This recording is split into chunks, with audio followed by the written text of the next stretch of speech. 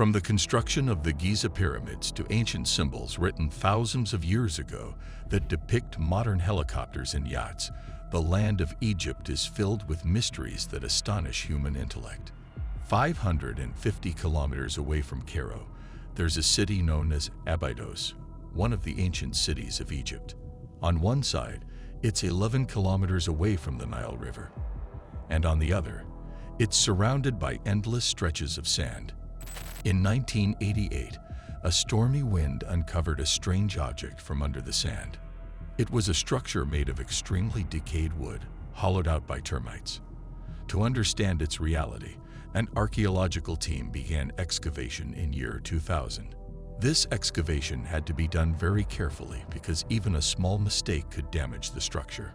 The object that emerged from the sand was not an ordinary structure, but a 70 feet long boat.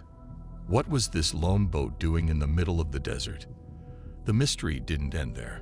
While investigating, it was found that there were not one or two, but a total of 14 boats buried in the desert in a line next to each other. The archaeologists couldn't completely unearth these decayed boats because they feared they might break apart, leaving a great mystery unsolved. Using just a few samples of the wood, they successfully determined that the boats were about 5,000 years old, even older than the Giza pyramids by 500 years. But this answer alone wasn't sufficient to solve the mystery.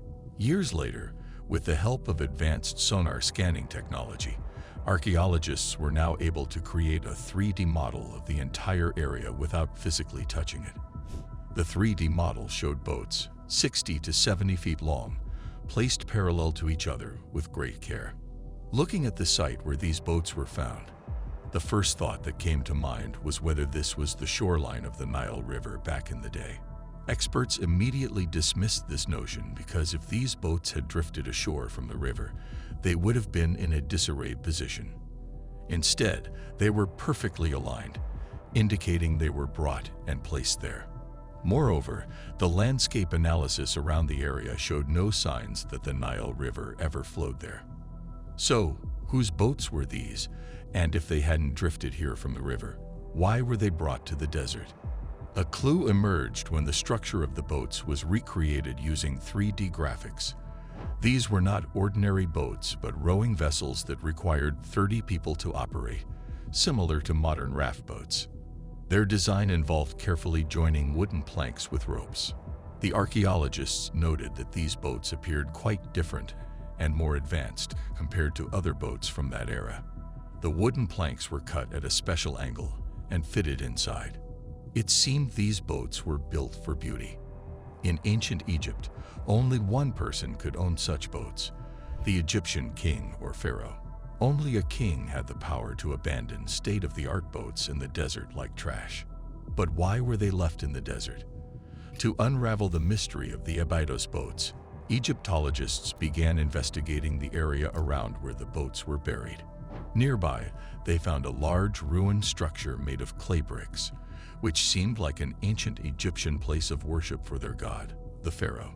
The area was used for events because they found pottery there used for food and drink. The carbon dating of these pots indicated they were from the same era as the 14 boats. Egyptologists were now convinced that there was a connection between the 14 boats and this structure.